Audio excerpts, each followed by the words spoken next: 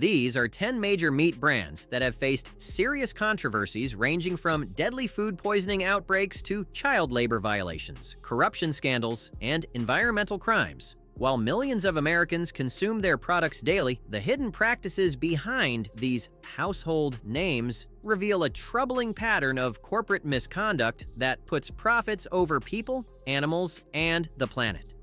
What happened in 2024 shows just how dangerous this has become. Nearly 1,400 Americans became ill from recalled food products that year, with deaths more than doubling from 8 in 2023 to 19 in 2024. This wasn't just bad luck, it was the result of systematic failures by companies that prioritize speed and profit over basic safety standards.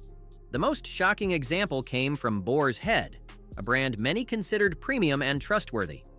Their Virginia processing plant became ground zero for the largest listeria outbreak since 2011, killing 10 people and hospitalizing 60 others across 19 states.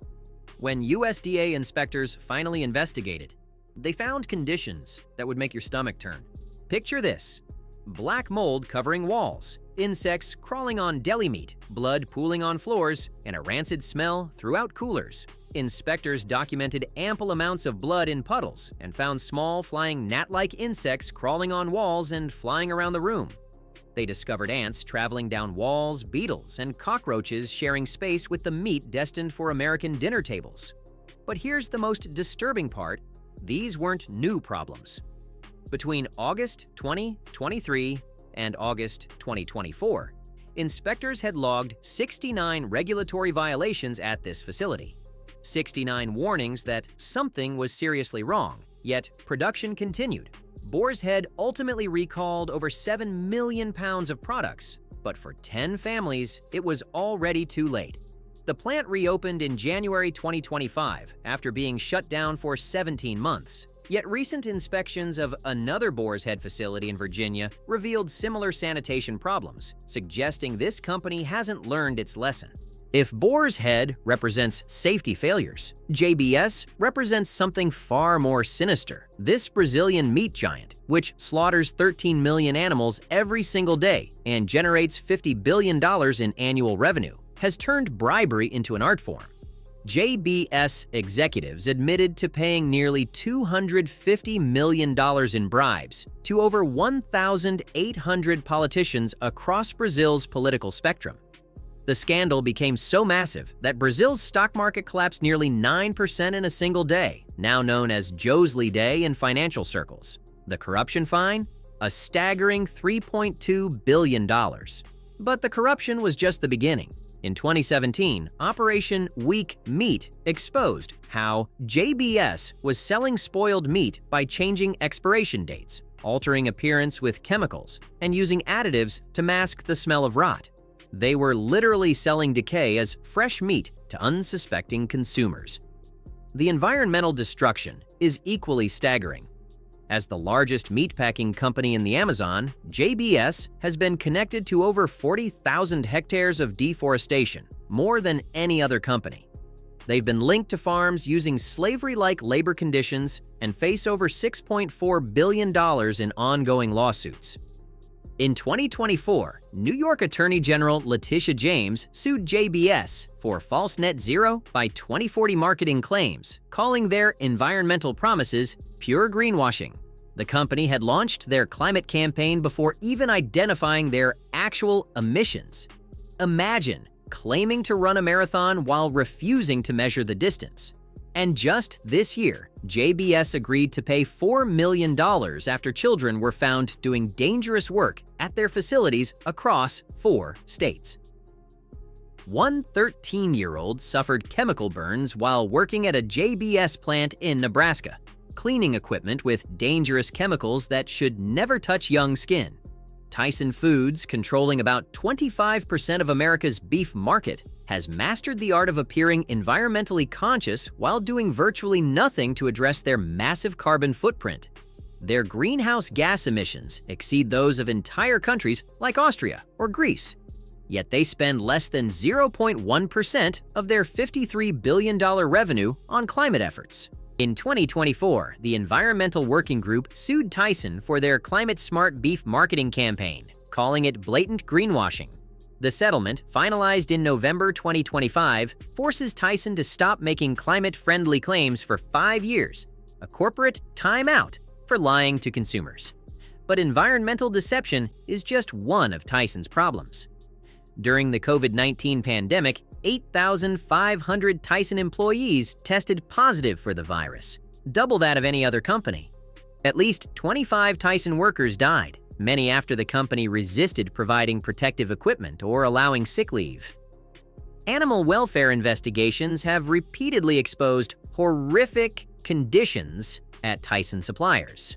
Undercover footage revealed workers engaging in boning, a cruel practice where workers break chickens' bones for entertainment. The company fired 10 employees after the video went public, but only because they got caught.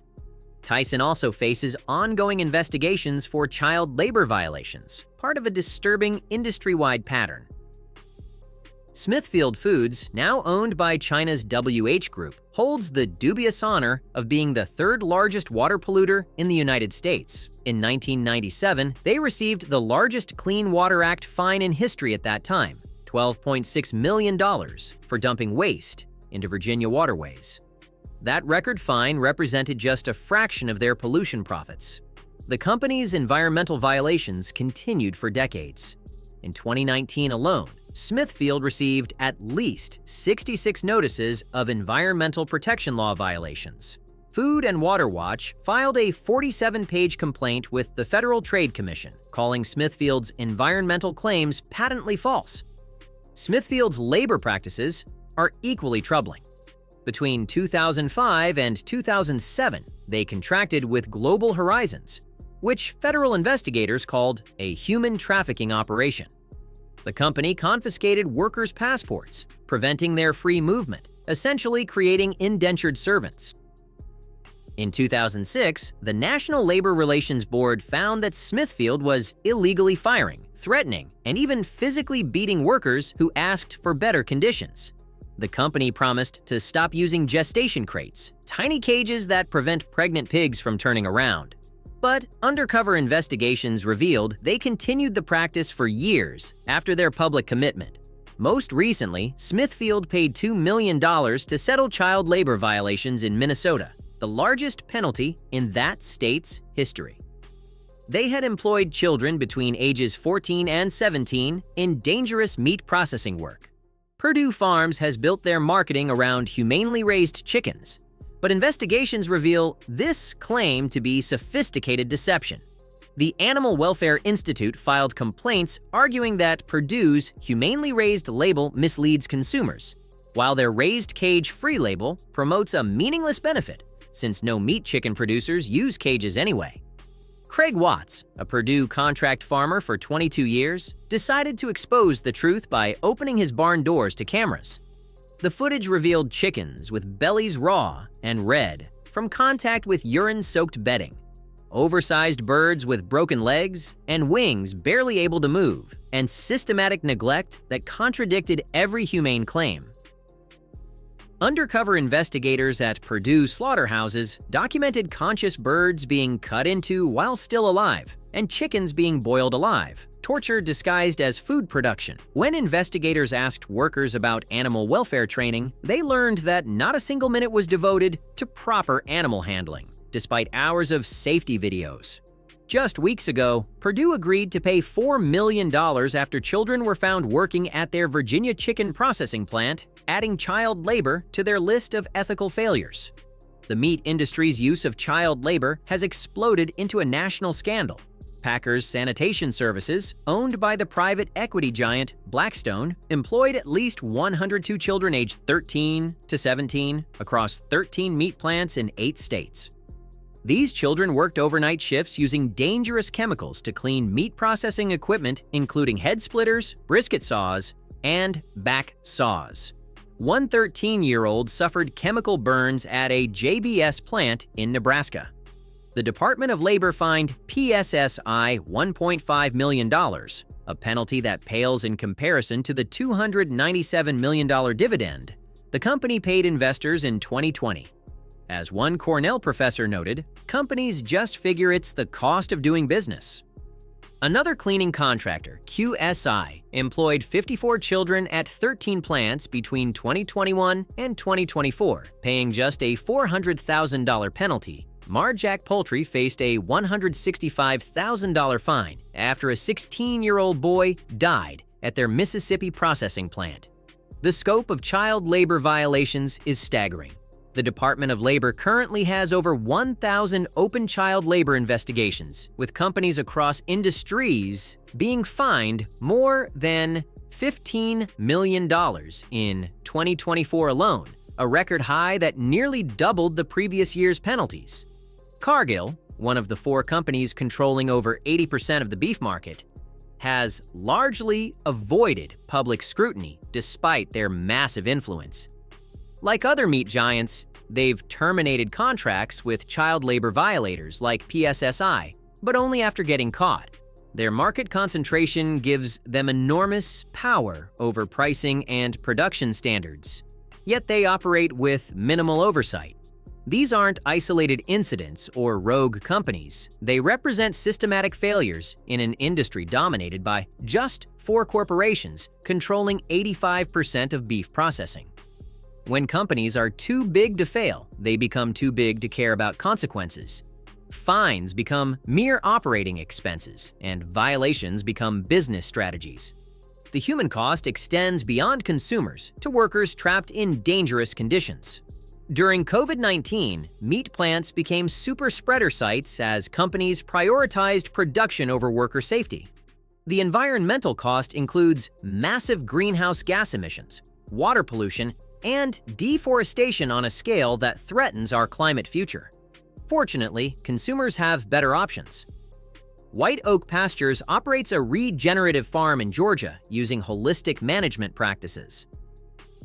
Their cattle are certified grass-fed by the American Grass-Fed Association, certified humane, rated Step 4 by the Global Animal Partnership, and certified by the Savory Institute. They raise grass-fed beef, pasture-raised poultry, and heritage pork, while actually improving soil health and biodiversity. Neiman Ranch represents a community of over 600 independent family farmers dedicated to raising pork, beef, and lamb with certified humane practices. As the largest certified humane network in North America, Neiman Ranch ensures their livestock are always raised outdoors or in deeply bedded pens with no cages, no crates, and no cruel practices like tail docking. Bell and Evans earned high rankings from the Cornucopia Institute for their commitment to genuinely humane chicken production. Unlike industrial producers who manipulate language to deceive consumers, Bell and Evans maintains transparent practices that live up to their welfare claims. Vital Farms partners with small family farms, raising pasture-raised hens in humane, environmentally friendly conditions. Beyond eggs, they offer grass-fed butter and other products from animals that actually live outdoors, rather than in windowless warehouses. Panorama Organic also received top rankings from Cornucopia for safer, healthier beef production that prioritizes animal welfare and environmental sustainability over maximum profit. When shopping for ethical meat, look for certifications from American Grass-Fed, Animal Welfare Approved, Non-GMO Project Verified, and USDA Organic. These represent the highest standards for animal welfare and environmental responsibility. Other welfare-certified brands worth considering include Ayrshire Farm, Brasstown Beef, Country Natural Beef, Creekstone Farms, Du Breton, Llano Seco, Murray's Chickens, Nature's Rancher, and Teton Waters Ranch. Every purchase is a vote for the kind of food system we want. When we buy from companies like JBS, Tyson, Smithfield, or Boar's Head, we're funding corruption, environmental destruction, worker exploitation, and animal cruelty. When we choose ethical alternatives, we're investing in a food system that treats animals, workers, and the environment with respect. The meat industry giants want us to believe we have no choice, that cheap meat requires accepting their harmful practices. But companies like White Oak Pastures and Neiman Ranch prove that profitable farming can coexist with ethical treatment of animals, fair wages for workers, and environmental stewardship. The question isn't whether we can afford to buy from ethical companies, it's whether we can afford not to. The true cost of industrial meat includes the medical bills from foodborne illness, the environmental cleanup from pollution, the social costs of worker exploitation, and the moral cost of supporting systematic cruelty.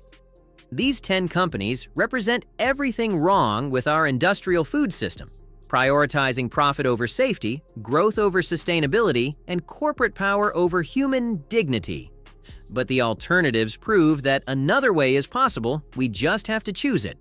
The next time you're at the grocery store, remember the 13-year-old who suffered chemical burns cleaning meat saws, the 10 people who died from contaminated deli meat, and the billions of animals suffering in industrial confinement.